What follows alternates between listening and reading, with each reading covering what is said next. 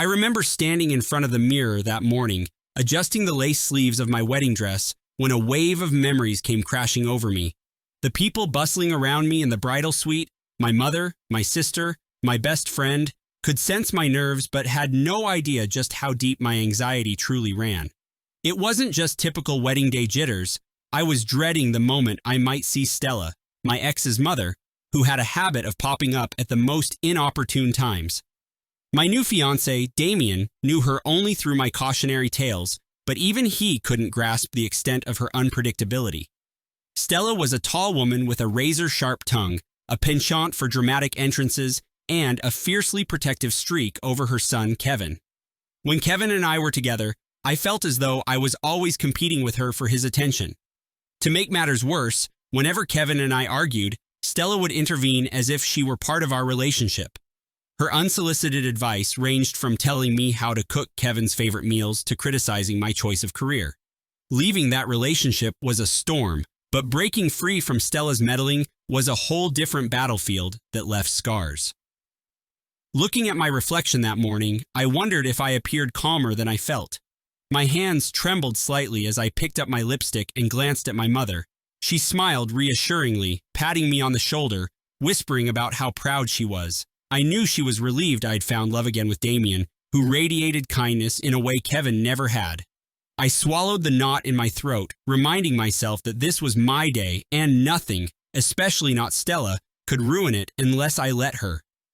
That mantra became the cornerstone of my resolve as I prepared to walk down the aisle. The ceremony site was nestled in a garden behind the historic chapel. Rows of white chairs lined the grassy lawn, and a breathtaking arch of pink roses stood at the end of the aisle, framing the altar. Everything looked peaceful and pure, a stark contrast to the roiling mix of anticipation and fear in my chest. As I stepped outside, holding my father's arm, the sunlight felt warm and reassuring. Damien stood there in his suit, a soft smile on his lips, his eyes locked on me as though I was the only person in the world. In that moment, all thoughts of Stella dissolved. We exchanged vows under the rose-laden arch, our voices trembling with emotion. Damien promised to stand by me in all things, and I vowed to honor his gentle heart forever. The officiant declared us husband and wife, and our families and friends erupted in cheers. My heart soared with relief. For once, Stella had not shown her face. I thought maybe I had worried for nothing. Maybe she truly was out of my life. As Damien and I held hands, walking back down the aisle, confetti fluttered around us. I saw my mother sobbing happily, and a wave of gratitude swept over me. The reception was held in a cozy barn decorated with twinkling lights. Guests mingled among barrels serving as high-top tables, sipping on lemonade and sweet tea. Damien's side of the family, consisting mostly of his cousins from out of town, gathered near the old wooden beams, laughing and chatting enthusiastically. My side was a lively bunch too, and the atmosphere was joyous, as weddings should be. I finally released a breath I didn't know I'd been holding. Leaning my head on Damien's shoulder, I felt the comforting sense that everything was going to be all right. If Stella had planned on sabotaging my wedding, she had missed her chance.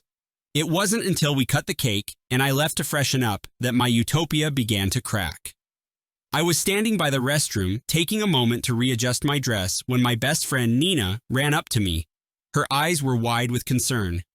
"You won't believe who just walked in," she whispered. My heart sank, my mind guessing instantly. "Stella's here," Nina confirmed, gesturing with a nervous tilt of her head. My pulse quickened. A flood of fear and anger overcame me.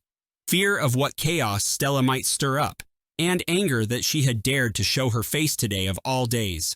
I marched back into the main area, scanning the crowd for that familiar head of chestnut hair pulled into an austere bun.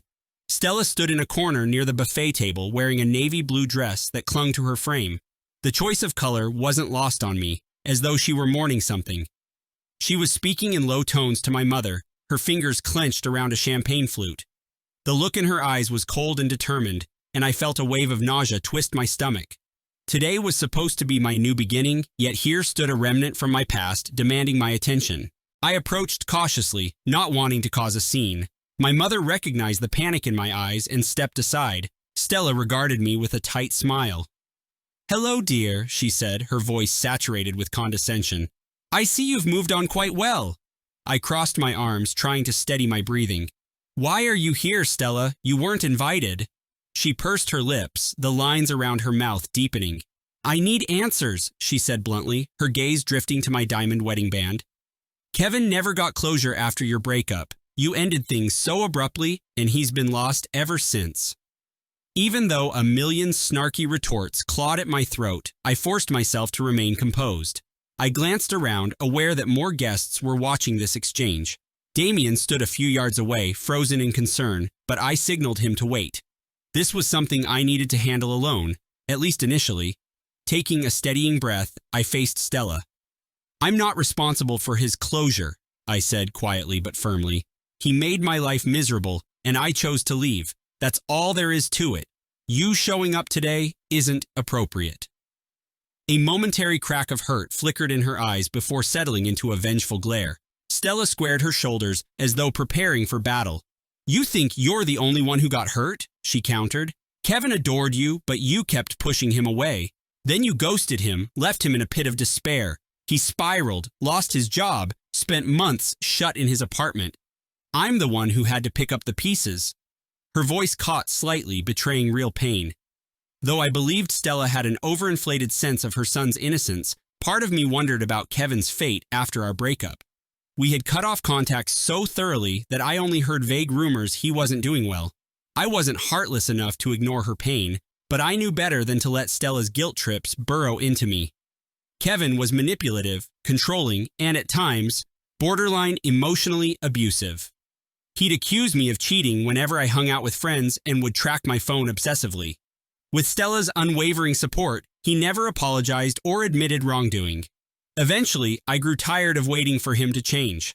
I had simply ended it, swiftly and completely. Now, here I was, on the happiest day of my life, forced to defend that choice all over again. My grip on my bouquet tightened as I looked Stella square in the eye. "I have nothing to give him, Stella," I said calmly. "I have nothing to give you either. I'm happy now, and I want to move forward." Stella's lips trembled as though she had more accusations to lob at me, but then Damien appeared at my side. He placed a comforting hand on my back, his eyes never leaving Stella's face. "If you cared about your son's happiness, you wouldn't be here trying to sabotage my wife's special day," he said gently, but firmly. Stella's nostrils flared, and for a second, I feared she might hurl the champagne at Damien. Instead, she took a shaky step back. Tension crackled in the air. Damien guided me away, and I heard my mother shepherding Stella out of the barn, her voice hushed yet firm. My shoulders drooped with relief, but my nerves were far from settled. Nina appeared at my side with a glass of water, and my father gently patted my arm, muttering something about how no one would ruin his daughter's wedding. The moment could have ended there with Stella's exit, but a quiet sense of dread gnawed at me. Stella's appearance felt like a warning, a herald of some storm yet to come. I tried to salvage the evening, diving into conversations with old friends, trying my best to laugh at the best man's speech. Damien and I shared our first dance, a slow waltz to our favorite song. For a while, I allowed myself to be swept up in the romance. The twinkling lights, the applause of our guests, the lingering smell of fresh roses, all of it was magical. Yet, every so often, I caught myself searching the crowd, worried that Stella would reappear. My paranoia was not entirely unfounded. In the shadows, I noticed a figure pacing back and forth near the side exit. I excused myself from Damien's arms and ventured toward the figure, heart pounding. Sure enough, it was Stella, partially hidden beneath the eave of the barn, speaking on her phone with hushed urgency. She looked distressed, her free hand massaging her temple. I overheard snippets. "No, I'm telling you, she won't. And I don't care. Get over here." My lungs constricted. Who was she talking to? A chilling suspicion that she might be summoning Kevin began to grow in my mind. I carefully stepped back, bumping into a barrel of flower arrangements. Stella whipped around, her phone still pressed to her ear, and we locked eyes. I felt cornered. She ended her call abruptly and stared at me with an unsettling calm. "I'm just trying to help him," she said in a tone that managed to be both pleading and threatening. He deserves a chance to speak his truth.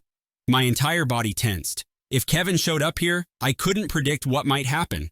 Would he throw a tantrum, cause a scene, possibly do something far worse? Seeing the fear etched on my face, Stella must have realized her plan. She changed her tack, feigning sympathy. "He's not well," she said. "He's never gotten over you. This is for closure." My breath came in ragged bursts. "You can't do this," I whispered, shaking my head. "Kevin and I are done. There's no reason for him to come here." Stella's gaze hardened. "You can't just discard people. He has questions, and you owe him an explanation." The audacity struck me like a punch to the gut. Once again, Stella was shifting blame onto me, as if her son's behavior was irrelevant. My mind flashed with memories of Kevin calling me at work dozens of times in one day, demanding I prove my whereabouts. I remembered how he sulked and slammed doors if he suspected me of something. I realized Stella wasn't going to leave willingly.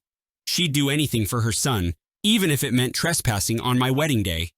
Gathering my courage, I stepped closer, forcing my voice to remain steady. "If you bring Kevin here, I'll call the police," I said, each word measured. "This is my wedding day, and I will not let you or him disrupt it." In that moment, Nina and Damien appeared, flanking me like protective sentinels. Damien glowered at Stella. "She told you she's done, and you need to respect that." A faint smirk touched Stella's lips, as though she relished the attention. She slipped her phone back into her purse with a pointed stare. "Fine, I'll leave," she said, her words dripping with a bitter finality. "But don't be surprised if Kevin still comes looking for you. He deserves to hear it from your lips why you abandoned him." My heart hammered as I watched her walk out. Nina squeezed my arm, and Damien kissed the side of my head. "I'm sorry," he whispered. My father, who had been watching from afar, exhaled with relief as Stella's figure disappeared into the night. I wanted to believe that was the end of it, but doubt lingered. Despite my lingering anxiety, I tried to rejoin the festivities. The band started up again, guests returned to dancing, and we made an effort to enjoy the rest of the reception. My mother, noticing my pallor, handed me a piece of wedding cake and assured me Stella had driven away. Nina suggested we do an impromptu round of speeches to lighten the mood.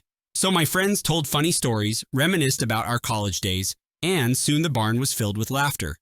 For the second time that night, I allowed myself to relax. I found Damien's hand under the table and squeezed it, grateful for his steady presence. Just after midnight, the crowd began to thin. Older relatives left to return to their hotels, and a few younger guests stuck around, finishing the last of the champagne. We were about to gather our things when a commotion erupted near the entrance. My heart dropped. I couldn't handle any more drama. But to my surprise, it wasn't Stella. It was Kevin, disheveled and frantic, stumbling into the barn as though he had no idea where he was. He wore jeans and a wrinkled t-shirt, his eyes bloodshot. Spotting me, he beelined in my direction, ignoring the stunned faces of the remaining guests. My first instinct was to run, but something in me refused to budge. I stood still, pinned by a mix of anger, shock, and pity. Kevin slowed as he approached, his posture slumped in a way I'd never seen before. "Why didn't you just talk to me?" he asked, his voice hoarse. "Why'd you cut me off like that?" Damien came to stand between us, but I raised a hand to stop him. Kevin wasn't advancing aggressively. He looked more broken than anything else. Despite everything, a small ache tugged at my chest, remembering the better times we'd shared before things took a dark turn. "I couldn't continue," I said, fighting to keep my voice level. "The accusations, the control, you know what you did, Kevin." His face twisted in regret, or maybe confusion. "Mom said you owed me an explanation," he mumbled, running a trembling hand through his hair. "She told me to come here. She said you could fix what's been broken." At that, a wave of anger surged within me.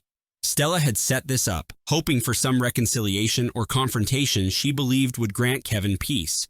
It was cruel to both of us. I glanced at Damien, who kept his arms folded defensively, ready to act if things escalated. "You need help," I whispered, stepping forward. My wedding dress rustled against the wooden floor, an odd reminder of the contrast between celebration and heartbreak unfolding right now. "I can't fix you, Kevin. You have to fix yourself." My voice sounded steadier than I felt. He swallowed hard, tears gathering in the corners of his eyes. "I just wanted you to say it wasn't all my fault, that I wasn't crazy." Pain clenched my chest, but I wouldn't give him an easy out. "You have to own your part," I said. "I'm sorry for the pain you're in, but this was never going to work." Kevin's tears finally spilled, and Damien placed a protective hand on my shoulder. Kevin looked at him for a long moment as though trying to gather the words. I'm not here to fight, Kevin said quietly. I needed to hear it from her. I couldn't move on otherwise. My stomach nodded. In that strange, fragile moment, I saw Kevin not as the monster he'd become, but as a lost soul, battered by his own insecurities and fueled by a mother who fed them. I glanced toward the doorway, half expecting Stella to reappear triumphantly, but she was nowhere in sight. She had sent her son in, alone. Let's take a walk, I suggested, surprising everyone present. Damien gave me a questioning look, but I assured him I'd be okay. I led Kevin outside, the night air cold against my skin. Around us, strings of fairy lights illuminated the winding path to the garden. Our footsteps crunched on the gravel. I took a deep breath, the crisp air a jarring contrast to my shaky nerves. Kevin followed silently. There, under a moonlit sky, I turned to face him, forcing myself to speak calmly, though my heart pounded. This is closure, I said. We can talk, but it ends tonight. He nodded, eyes downcast. I could smell the lingering scent of alcohol on him, though he didn't seem completely intoxicated. For a few moments, he just stood there, shoulders hunched. Then he mumbled, "I'm sorry," the words barely audible. Surprising me, they actually sounded sincere. "I didn't realize how paranoid I'd gotten, or how much I was hurting you," he continued. My throat constricted. I never thought I'd hear an apology from Kevin. "I know I can't undo the past," he went on, "but I wish I had seen myself the way you saw me before it got this far." Tears blurred my vision. The memories of our good times, picnics in the park, late-night movie marathons, clashed with the darker recollections of his obsessive mistrust. I wondered if there was a version of reality where Kevin and I could have been happy. That time was long gone. "I hope you get the help you need," I said, my voice breaking. "I truly do." He shivered in the cold, and I noticed how thin he'd become. Everything about him screamed desperation and longing. Taking a steadying breath, I said the only thing that felt right. "I forgive you for what you did, but I can't be a part of your life." His mouth opened as though he wanted to argue, but he just nodded. A distant shutter clicked, somebody's camera, maybe Nina, capturing the moment in concern, and we both turned our heads. The barn lights glowed behind us. "Thank you," Kevin managed. "I'll leave you alone now." A current of emotion swept between us, a sad, final farewell. He looked at me for what felt like the last time, then started walking back toward the parking lot. I wrapped my arms around myself, a swirl of gratitude and sorrow warring within me. No matter the pain we'd caused each other, I wasn't the same person who once loved him. I lingered there, watching him vanish into the darkness. Damien approached, wrapping his coat around my shoulders. "Are you okay?" he asked softly. I nodded, numb but oddly resolved. We walked back inside together, ignoring the questioning looks from the few guests still present. This was our wedding day. We deserved at least a small moment of celebration, untainted by ghosts of the past. Still, an unspoken heaviness lingered, a mixture of relief that Stella's plan had failed and heartbreak at what Kevin had become. Damien's hand in mine was a lifeline, reminding me that I had made the right choice. We decided to end the reception early. We thanked everyone for coming, offered leftover cake to those still around, and quietly slipped away to the car with Nina trailing behind to help. On the drive to our hotel, Damien kept glancing at me, concerned. I was lost in thought, replaying the conversation with Kevin. Despite the chaos of the night, I felt a strange sense of peace. Stella had come seeking closure, but ironically, it was Kevin himself who got the closure he needed. Whether that would help him move forward, I couldn't say. But for the first time, I felt truly free. The next morning, the sun glistened through the hotel windows, and I woke with Damien's arms around me. I recalled the events of the previous day with a clarity that left me breathless. My ex-mother-in-law had tried to hijack my wedding. Kevin had showed up in a vulnerable, broken state. Yet here I was, married to a man who cherished me, who had stayed by my side through every storm. I breathed in the crisp, clean air, my heart steadier than it had been in years. No matter what came next, I knew I didn't walk this road alone anymore. We spent the morning on a leisurely walk through the hotel's gardens, hand in hand, trying to reclaim the serenity we had been robbed of the night before. Over breakfast, we talked about how we might handle any future attempts by Stella or Kevin to breach our lives. We agreed on firm boundaries, no more contact, unless it was absolutely necessary. Nina texted, confirming that Stella and Kevin had not returned after we left. She wrote, "Glad you're okay. Focus on your honeymoon. You deserve it." Though the tension was still fresh, her words reassured me that the worst had passed. When we returned to my parents' house to gather some last-minute items for our trip, my mother looked both relieved and anxious. She wrapped me in a tight hug and apologized for not preventing Stella from showing up. I assured her she had nothing to be sorry about. "It's over now," I told her. "She had her say, Kevin had his, and we can all move on."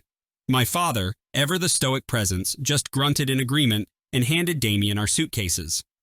"If they try anything else, we'll handle it," he said calmly, placing a reassuring hand on my shoulder. I believed him. Our honeymoon was a week-long getaway to a secluded cabin by a lake. No crowds, no city noise, just the gentle lapping of water against the shore and the rustle of pine trees in the breeze. I spent hours sitting on the porch with Damien, sipping coffee, laughing about old memories, and building new ones. We read books, took lazy canoe rides, and let our phones gather dust. Every now and then, I caught my mind drifting back to Stella's intrusion and Kevin's broken expression. Each time, Damien would reach for my hand, reminding me that was the past. And now, I was free. On our final evening at the cabin, I checked my phone for missed messages and saw a single voicemail from an unknown number. My stomach knotted. With Damien's hand clasped in mine, I played it. Stella's voice trembled through the speaker. She sounded different, quiet, almost defeated. "I'm sorry I crashed your wedding," she said. "I just needed to see you face to face, to understand why you left. Kevin told me you spoke. He says he's going to get help. I don't know if this is the closure we needed, but it's all we've got. Please be happy. That's all I want now." The message ended abruptly. I sat there, phone in hand, unsure how to feel. Compassion warred with lingering anger.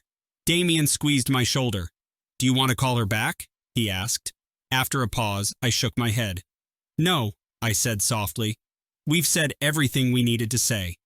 I slipped the phone into my pocket. Stella's words felt genuine, albeit too late. Part of me suspected she was grappling with her own guilt, realizing how she might have enabled Kevin's destructive behavior. Perhaps she truly wished for my happiness now. Whatever the truth, I had Damien and a new life to live. That was enough. We returned home to a flurry of wedding gifts, well wishes, and the soft purrs of our cat Milo, who we'd left in my parents' care. In the following weeks, I eased back into my job, balancing married life with my daily routine. Every so often, I'd see an unknown call, my heart dropping at the possibility of Stella or Kevin, but each time, it turned out to be a telemarketer or a friend calling from a new number. Stella's voicemail remained on my phone, untouched, a final relic of a chapter I refused to revisit. I never heard from Kevin again. Months passed. My relationship with Damien deepened as we faced life's hurdles together. Bills, car repairs, disagreements about where to spend the holidays. Normal, healthy concerns that lacked the volatility I once knew.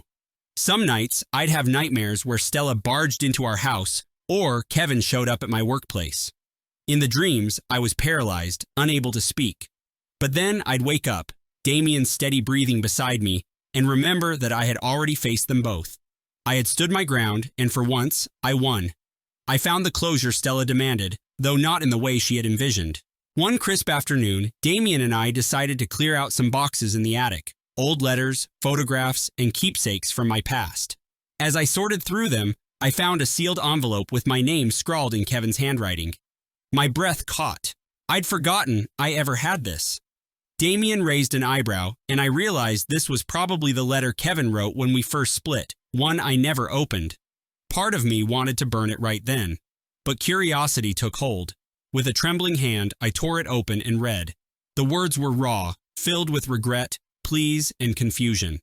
He begged me not to leave, promised he would change. I felt a wave of sorrow wash over me. Damien gently took the letter from my hands. "Don't let this drag you back," he said. "It's your choice if you want to keep it, but no, it doesn't define you anymore." My eyes met his, and I remembered the day I decided to walk away from Kevin.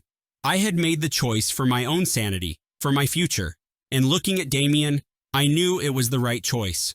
I carefully folded the letter and placed it in the box. I'll keep it, but only as a reminder of how far I've come. We continued sorting through the attic, the light from the single window casting a warm glow on dusty wooden beams. As we packed away old memories, I felt a renewed sense of purpose. Stella might always be a ghost lurking in my peripheral vision, but she no longer had the power to haunt me. Kevin was on his own journey, and I truly hoped he found peace. Still, I was no longer responsible for him. My life had moved on, anchored by a love that grounded me in ways Kevin never could, and that was enough closure for me. As the seasons turned, I visited my parents more often. We shared Sunday dinners and laughed about everyday mishaps, like the time Damien nearly burned the grill. The drama of my wedding day became a story told in hushed, disbelieving tones to close friends. "Her ex's mother just showed up," they'd exclaim, horrified yet enthralled. Over time, the shock and outrage faded, replaced by a deep-seated gratitude. The sabotage attempt had failed to tear me down. In a twisted way, it had given me the chance to face Kevin one last time and break free of any lingering regrets. Life went on, as it always does. I took on new projects at work, Damien excelled in his field, and we considered starting a family. Whenever worry crept in, that Stella or Kevin might return, I reminded myself how far I'd come, how strong I'd become through it all. I no longer feared the unknown. If they did show up, I knew I could handle it, armed with the certainty of my own worth. I had finally learned that my happiness was not theirs to claim or destroy. As my mother often said, "You choose who writes the chapters in your story." I never saw Stella again in person, but every so often, I'd hear from mutual acquaintances that Kevin was making strides toward better mental health. He allegedly entered therapy, found a new job, and maintained minimal contact with his mother. I hoped these rumors were true. In an odd twist of fate, Stella's attempt to impose her will on my life might have spurred Kevin to get the help he needed. That was enough closure for me. I didn't need more drama, more confrontation. The pieces had fallen into place exactly as they were meant to, ensuring my future was finally free of their toxicity. And so, I stand here today, flipping through my wedding album, pausing at the photo of Damien and me under the rose-laden arch. My hand lingers on the page, recalling the swirl of tension that day, the fear that Stella might appear. The edges of that memory are still sharp, but they don't cut me the way they used to. I realize that in a peculiar way, Stella's presence forced me to reaffirm my decision to leave Kevin, to stand strong in my new life. Perhaps that was the closure she unwittingly provided, to me, to Kevin, and maybe to herself. I close the album and set it aside, a soft smile tugging at my lips. My cat curls around my leg, and I hear Damien's laughter from the living room as he chats with a friend on the phone. My world is secure, bright, and full of promise. I could never have fathomed this peace back when I was with Kevin, under Stella's constant scrutiny. But I chose to walk away, and I chose to fight for my happiness. The woman I am now is a testament to that choice. No unhinged ex-mother-in-law can take that away.